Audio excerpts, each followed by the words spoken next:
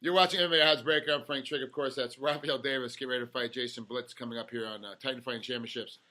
As always, we start the conversation before I actually hit record, so we were actually being racist. We were talking about how only in California can you be outside on your patio doing an interview. Yeah, and then put gardening tools around him. All of a sudden, Raphael becomes a stereotypical Mexican because now he's going to be gardening. Let's talk a little bit about your training and your training pattern. You've kind of been all over the place lately. Yeah, a little bit, but it's I think it's kind of working out for me just because it's not like I'm mixing in a lot of high level guys. A lot of guys that are in the top 10 of their respective weight class. So it really works out for really more of my benefit than anything else. And I still have a home base at Rain, so it really works out. I had the chance to go over to Kings and work out with Fabricio Verdum while he's getting ready for Travis Brown, and then obviously now I've been working primarily with Bisbing while he gets ready to fight on Wednesday against Kennedy. So I've got a good mix of guys, and it's really worked out for me. How has it been with Verdum first? Let's talk about Verdum first. How has that been training with him, and what has he taught you to get you ready for Jason? Verdum's got a really awesome ground game, so I have to be leery about trying to take him down, because obviously it doesn't really work out all that well for me to take him down, because he starts going from one move to another. He's such a high level grappler that it's tough to stay out of stuff. So I just have to be smart, and he just moves really well too. His kickboxing's so much better than it was 3-4 years ago. Before it was like I used to be able to just kind of punch and get in really easy, and now I got to worry about him. So his overall game is really good. Now let's talk about Bisbing. He's getting ready for a fight coming up as well, obviously with Kennedy. So how is Bisbing? And you just finished training with him a couple days ago, right? Yeah. That actually, what's great about that was it got me more back into my wrestling abilities again, just because he needed someone to really just focus on punching, striking, initiate a takedown. So it really got me into the mindset of looking for openings a lot more, and so I was able to work a lot of my takedown abilities with him. So, with all that being said, and now that you've kind of gotten through those two training camps with those guys, your fight comes up on April 25th. Right. You got Jason Brilz coming up. What do you think he's going to try to do to you, and what is going to be different about you that he hasn't seen in your last couple of fights? What he's going to try to do is same old thing that he always does. His game plan really hasn't changed a whole lot, and 10 years of fighting for him. And it's really just kind of, throwing overhands to get to the clinch to get you down. And he just kind of plays more of a position game. It's not, I wouldn't say it's not lay and pray, because he does try to do damage and he tries to finish a fight. But he's just going to look for primarily the takedown. And on my end, I've just been working my hands a lot more. I think my wrestling's a little more high level than his, which that's why it was great to get back with Bisming and just do even straight wrestling with him, with no punches, no strikes, and get back with the junior colleges here in the area and get back to wrestling. So I just had to get that mindset, how to set up my shot and how to do it without throwing a punch. You went to the junior colleges there and went to wrestling practice, regular college practice? Yeah. I was I'm kind of an assistant coach over at Cerritos College too, so it worked out for me to go over there, and I get back with the kids, and then again I get something on the back end too. I get something out of it, so it works out for all of us. All right, so now you're gonna be fighting for Titan Fighting Championships, and this is your first fight with Titan. And it hasn't been too long ago since you fought. You fought Edwin Derby in September, so it hasn't been like a huge layoff or anything to get in. But the competition is starting to get steadily increased on you again now. It's like this. Jason, another step up. How much of a difference is it going to be? How much of a difference was this training camp getting ready for Edward as opposed to getting ready for Jason?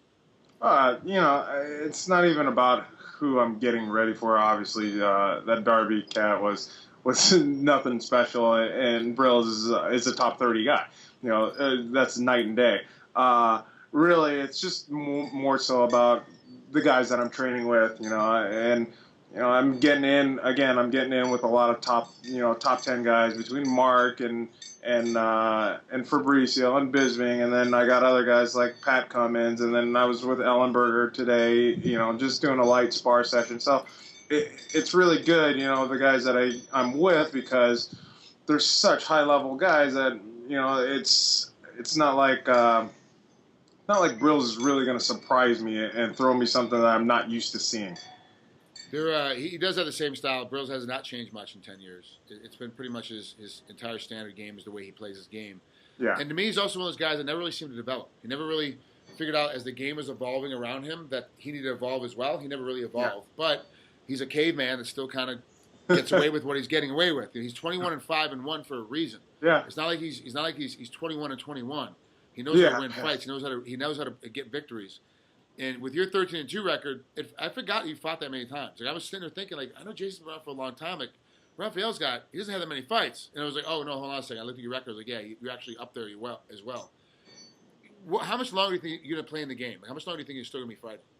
Not much longer. I'm actually trying to get into law school next year, and I know that's going to be a huge damper on things. But even if that doesn't play out, I'm just looking to probably get out within the next year or two, and that's why a fight with Brilz is good for me, because like you said, we don't have a whole lot of time, and taking fights like Edward Darby make no sense. They're just stupid fights. Those are just dumb, boring. That not really a challenge to me. So a guy like Brilz is, and like when I was with World Series, unfortunately that didn't play out. But I would have liked to have fought Anthony Johnson, because he was such a high level guy. And again, I'm running out of time, so I want to prove myself against someone better.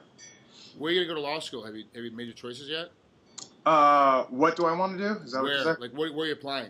Oh, just here in Southern California, just Chapman University, Southwestern, things like that. Irvine, so those are the three schools I'm really. You're such an OC kid. I mean, everything you name is legitimately within 10 miles of where you live. Like you are not leaving the OC even to go to school. I'm not. I don't even live in the OC. That's the thing. I freaking live 40 miles away. I have to. Rain is down there in Irvine. It's 40 miles from me. So why are you trying to stay? Why are you trying to stay in your neighborhood then to go to school? Why are you trying to go down there then to go to school? Mostly just because my wife is still working here at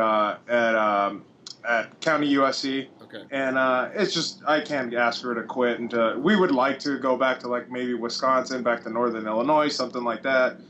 But all in all, it just won't. We just can't play it out. Hold on. You want to go back to? You want to move to Wisconsin or Northern Illinois? Just because I know that our lifestyle would change quite a bit. Yeah, you know what housing prices are out here, man. Yeah. What you're paying in rent on a what you pay for your $600,000 house gives you a mansion up there in Northern Illinois. Exactly. That's exactly it. Yeah, it's a different ballgame. But also too, you got snow and bad weather. Yeah, I know. There's pros and cons for everything, my friend. All of a sudden, that old knee problem, that old shoulder problem is going to start bothering you every time October comes around. It's a different ballgame. Exactly. So yeah, I didn't realize that you lived so far away from rain. I thought you lived a lot closer to rain. Oh no, God! I would love to.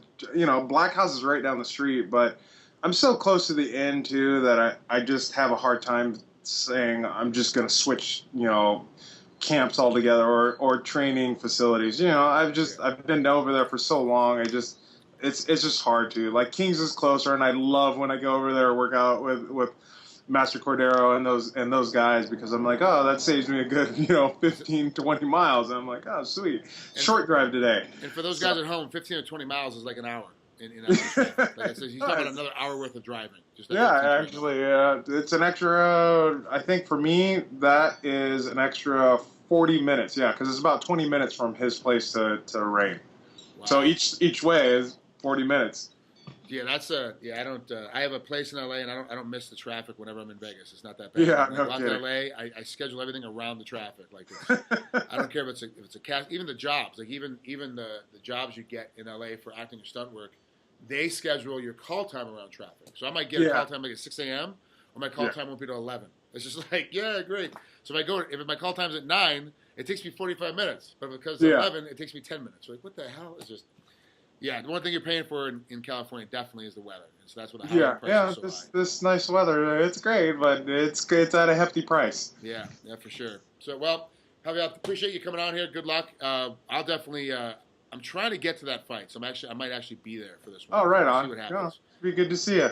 Last time I saw you, we were both taking a class together, and you didn't show up for the last day. Yes, for Big John. Both of us took Big John McCarthy's refereeing class. I actually had to leave. I had to fly to Sweden the next day, so I had to go back to take off to Sweden. So I couldn't take the final testing, which is good because there was only like of the 18 people that were in the class, whatever, only 2 people passed, and you're one of them.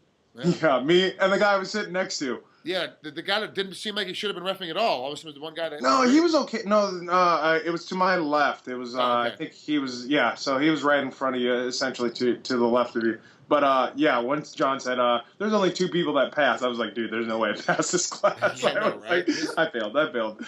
I definitely didn't think I had gotten through that thing. Yeah, his reffing class is very difficult. I'm actually trying to schedule now to go back and take the judging class. Oh, jeez, oh. And why not? Let's just go find out. Honestly, his reffing class was so good. I'm surprised that more fighters don't take it just so they know what the refs are looking at and what the refs are trying to do.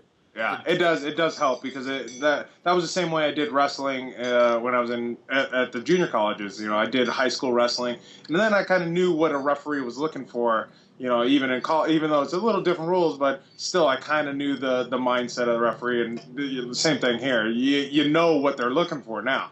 Yeah, so it makes it so much easier to kind of sway everything to go in your direction. It's close because I know exactly what the ref's looking for. I kind of know what the judges are trying to pay attention to, so I can angle myself in this way. Boom, I'm in. It's a different ballgame. It helps. So. It does help. All right, buddy. We'll talk to you soon, man. Good luck. Hopefully I see you out there. Thanks a lot. Hopefully I see you.